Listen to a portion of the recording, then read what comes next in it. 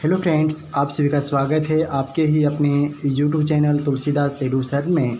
और आज हम इस वीडियो सेशन में क्लास 10th के भौतिकी यानी फिजिक्स के अध्याय 2 प्रकाश का अपवर्तन के जितने भी महत्वपूर्ण ऑब्जेक्टिव प्रश्न बनता है आज हम इस वीडियो में कवर करने वाले हैं। इसलिए फ्रेंड आप इस वीडियो सेशन में शुरू से अंत तक बने रहिएगा। इससे पहले फ्रेंड आप मेरे यूट्यूब चैनल को अभी तक सब्सक्राइब नहीं किए हैं, सब्सक्राइब और बेल आइकन को प्रेस कर दीजिएगा, क्योंकि ऐसे ही और वीडियो का नोटिफिकेशन आपको सबसे पहले मिल सके। तो आज इस वीडियो सेशन को स्टार्ट करते हैं। और आपका पहला प्रश्न है, प्रकाश के अपवर्तन के कितने नियम हैं? तो इस प्रश्न का राइट आंसर होगा ऑप्शन बी होगा 2। तो प्रकाश के अपवर्तन के 2 नियम हैं, आप इसे याद रखिएगा। चलते हैं फिर अगले प्रश्न को की ओर। और आपका प्रश्न है, जब प्रकाश की किरण एक माध्यम से दूसरे माध्यम में गमन करती हैं तो अपने पूर्व पथ से विचलित हो जाती हैं, इसे कहते हैं। तो फ्रेंड इस प्रश्न का राइट आंसर होगा ऑप्शन सी होगा, ठीक है, प्रकाश का अपवर्तन।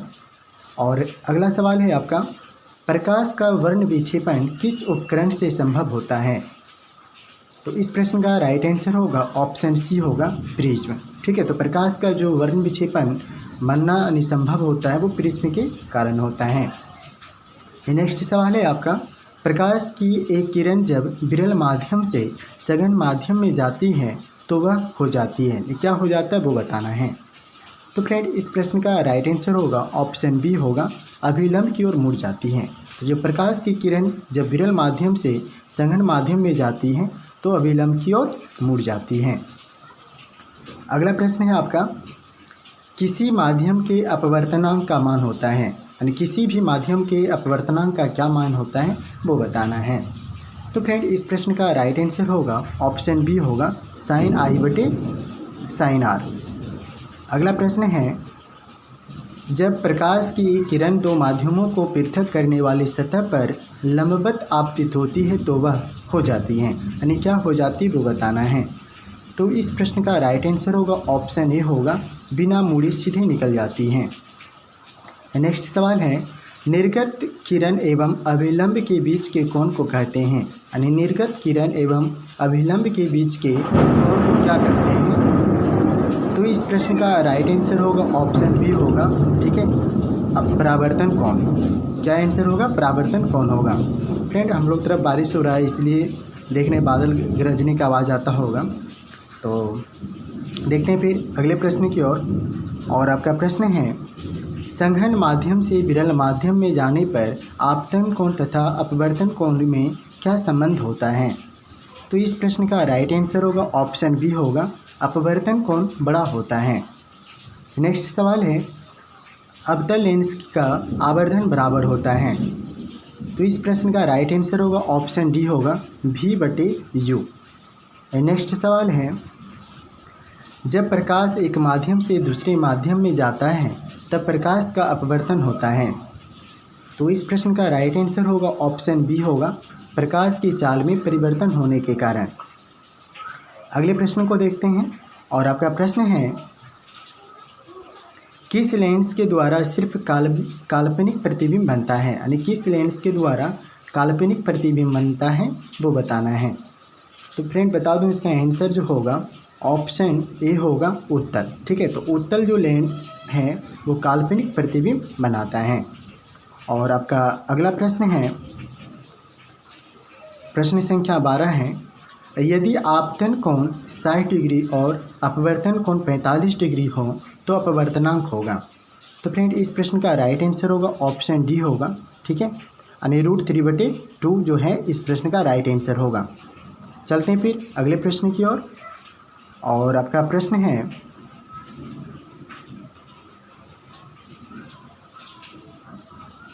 इसको थोड़ा जूम कर लेते हैं।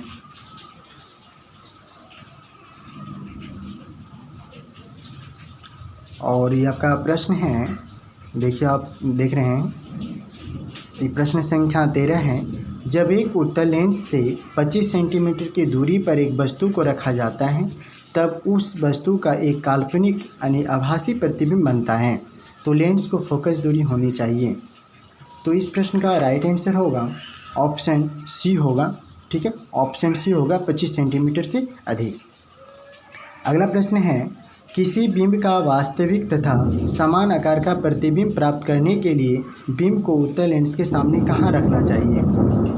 तो इस प्रश्न का राइट आंसर होगा ऑप्शन बी होगा, फोकस दूरी की दुगनी पर। अगला प्रश्न है आपका, प्रकाश एक माध्यम से जिसका अपवर्तनांक n1 है दूसरे माध्यम में जिसका अपवर्तन n2 है, तो यदि आपतन कोण I तथा अपवर्तन कोण R हो तो साइन I बटे साइन R बराबर होता है। तो इस प्रश्न का राइट आंसर होगा ऑप्शन सी होगा n2/n1। अगला प्रश्न है आपका, किसी बिंब का अवतल दर्पण द्वारा बना प्रतिबिंब आभासी सीधा तथा बिंब से बड़ा पाया गया वस्तु की स्थिति कहाँ होनी चाहिए? यानी वस्तु की जो स्थिति कहाँ होनी चाहिए वो बताना है। तो इस प्रश्न का राइट आंसर होगा ऑप्शन डी होगा, दर्पण के ध्रुव तथा मुख्य फोकस के बीच। नेक्स्ट सवाल है, किसी भी बिंदु वस्तु से निकलकर किरणें किसी लेंस से अपवर्तित होकर जिस बिंदु पर मिलती हैं उसे कहते हैं। तो फ्रेंड इस प्रश्न का राइट आंसर जो होगा ऑप्शन जो है सी राइट है इसका, यानी प्रतिबिंब बिंदु। ठीक है, अगले सवाल की ओर चलते हैं और आपका अगला सवाल है, किसी गोलीय दर्पण तथा किसी पतले गोलीय लेंस दोनों की फोकस दूरियां -15 सेंटीमीटर हैं, दर्पण तथा लेंस संभव हैं। तो आपको बताना है फ्रेंड इस प्रश्न का राइट आंसर क्या होगा। तो बता दो फ्रेंड, इस प्रश्न का राइट आंसर होगा ऑप्शन ए होगा, दोनों होगा। ठीक है, यानी दोनों अवतल होगा।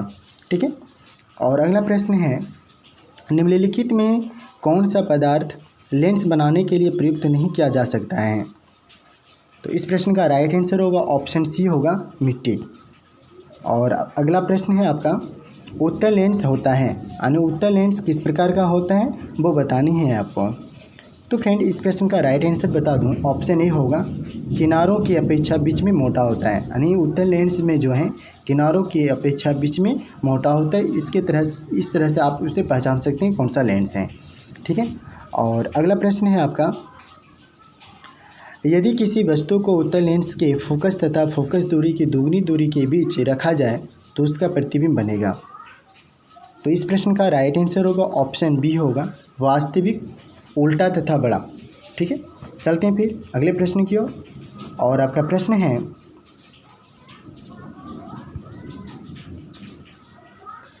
निम्नलिखित में कौन किसी वस्तु का वास्तविक प्रतिबिंब बना सकता है? यानी निम्नलिखित में कौन किसी वस्तु का वास्तविक प्रतिबिंब बना सकता है? तो इस प्रश्न का राइट आंसर होगा ऑप्शन बी होगा, उत्तल लेंस। ठीक है, तो इस प्रश्न का राइट आंसर क्या होगा? उत्तल लेंस होगा। नेक्स्ट सवाल है आपका, लेंस से किसी वस्तु की दूरी प्रतिबिंब की दूरी तथा लेंस द्वारा प्राप्त आवर्धन में संबंध होता है। तो इस प्रश्न का राइट आंसर होगा फ्रेंड ऑप्शन सी होगा, आवर्धन बराबर प्रतिबिंब की दूरी बटे वस्तु की दूरी।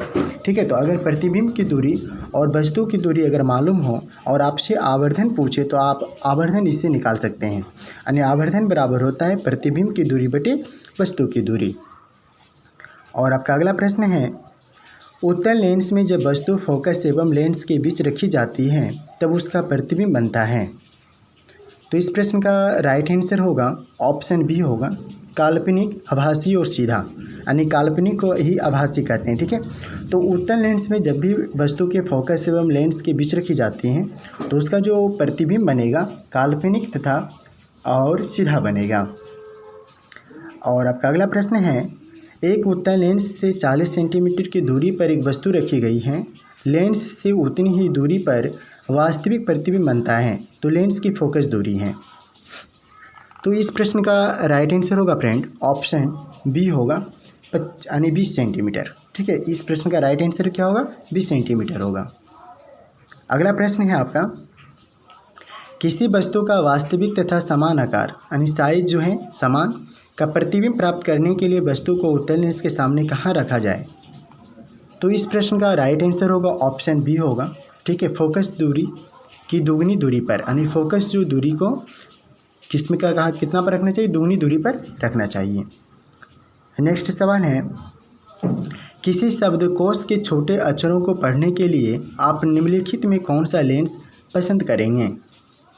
तो फ्रेंड बता दूं, इस प्रश्न का राइट आंसर होगा ऑप्शन बी होगा 5 सेंटीमीटर फोकस दूरी का एक उत्तल लेंस। ठीक है, नेक्स्ट सवाल है आपका, यदि एक उत्तल लेंस की फोकस दूरी प्लस 0.5 मीटर हो तो उसकी क्षमता होगी।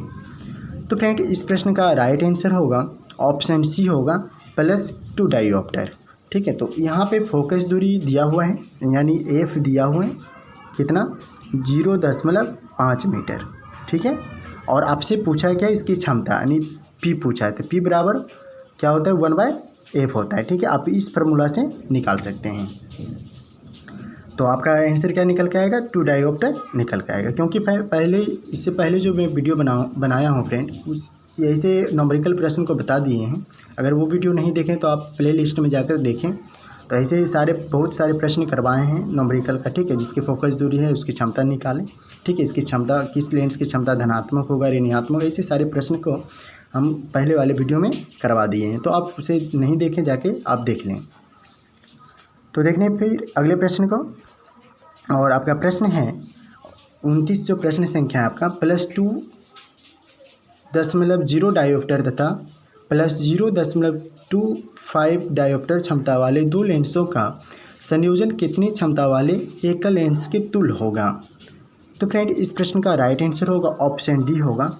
ठीक है, आप जो ऑप्शन देख रहे हैं डी, यानी 2.25 डायोप्टर। ठीक है, इस प्रश्न का राइट आंसर होगा ऑप्शन डी। चलते हैं फिर अगले प्रश्न की ओर, और आपका प्रश्न है, इसको थोड़ा जूम कर लेते हैं। एक गोलीय दर्पण और एक पतले लेंस में प्रत्येक की फोकस दूरी +20 सेंटीमीटर है, तब तो कौन सा दर्पण होगा आपको बताना है। तो फ्रेंड बता दूं, इस प्रश्न का राइट आंसर होगा ऑप्शन बी। इस प्रश्न का राइट आंसर होगा ऑप्शन बी, दोनों ही उत्तल हैं। ठीक है, और आपका अगला सवाल है, एक अवतल लेंस की फोकस दूरी 20 सेंटीमीटर है तो इसकी क्षमता होगी। तो इस प्रश्न का राइट आंसर होगा ऑप्शन सी होगा -5 डायोप्टर। आप इसी फार्मूला से निकालिएगा, यानी क्षमता पूछा है ना, P बराबर 1/f। ठीक है, P बराबर 1/f से इस फार्मूला से आप निकालिएगा तो आपका लेंस की क्षमता निकल जाएगा। ठीक है, और आप इसे याद रखिएगा, अवतल लेंस की जो क्षमता होता है वो ऋणात्मक होता है। ठीक है, और यही अगर उत्तल लेंस रहता तो इसकी क्षमता क्या हो जाता है, धनात्मक हो जाता। ठीक है, आप ये दोनों याद रखिएगा। और आपका अगला सवाल है, एक लेंस की क्षमता +5 डायोप्टर है, यह होगा। तो इस प्रश्न का राइट आंसर फ्रेंड होगा ऑप्शन सी होगा। ठीक है, 20 सेंटीमीटर फोकस दूरी का उत्तल लेंस। ठीक है, क्योंकि यहाँ पर प्लस हैं तो क्षमता, किस लेंस की क्षमता धनात्मक होता है, तो उत्तल लेंस की। तो यहाँ पे अवतल जो देख रहे दोनों तो ऐसे ही कैंसिल हो गए। अभी दोनों में बतानी है, तो आप लोग इस फार्मूला से भी निकालिएगा, P बराबर 1/f, यानी लेंस की क्षमता निकालने के लिए हम P से सूचित करते हैं, यानी P बराबर 1/f, या फिर लिखेंगे D बराबर 1/f।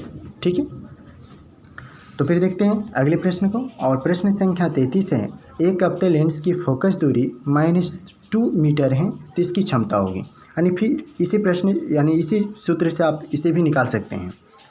तो इस प्रश्न का राइट आंसर होगा फ्रेंड ऑप्शन बी होगा। आप निकालिएगा तो -0.5 डायोप्टर निकल के आएगा। तो आप इसे बनाइए इसी फार्मूला से, यानी P बराबर 1/f से।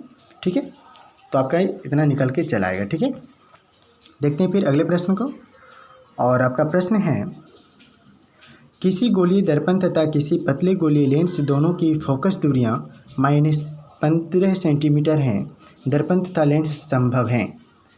तो इस प्रश्न का राइट आंसर होगा ऑप्शन ए होगा, दोनों अवतल होगा। तो फ्रेंड, मैंने जितने भी ऑब्जेक्टिव प्रश्न करवाए हैं इस चैप्टर के, बहुत ही इंपॉर्टेंट है आपके परीक्षा की दृष्टि से, तो आप इसे याद रखिएगा। तो फिर मिलते हैं नेक्स्ट वीडियो में, तब तक के लिए थैंक यू।